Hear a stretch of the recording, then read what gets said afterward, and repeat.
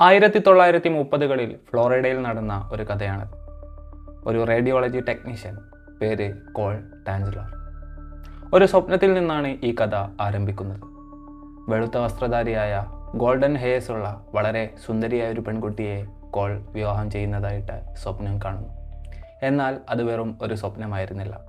Call ഒരുപാട് ജീവിതം മുന്നോട്ട് പോയി. പക്ഷേ അയാൾ അപ്പോഴും ആ പെൺകുട്ടിയെ തേടിയുള്ള യാത്രയിലായിരുന്നു.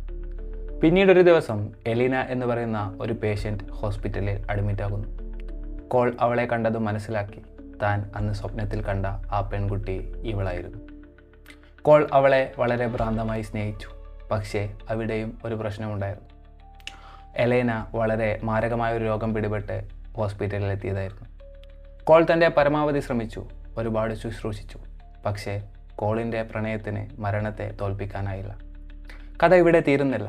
2 വർഷങ്ങൾക്കിപ്പുറം കോൾ എലീനയുടെ ബോഡി ശവക്കല്ലറയിൽ നിന്നും പുറത്തെടുത്ത് വീട്ടിലേക്ക് കൊണ്ടുപോകുന്നു. അവളെ വാക്സ് ഉപയോഗിച്ചും വയേഴ്സ് ഉപയോഗിച്ചും പെർഫ്യൂം ഉപയോഗിച്ചുമൊക്കെ അതിനെ അലൈവാക്കി നിർത്താനും അതുപോലെ അതിനെ സ്നേഹിക്കാനും അയാൾ തുടങ്ങി. നീണ്ട 7 വർഷം അയാൾ അതിനോടൊപ്പം ചിലവഴിച്ചു.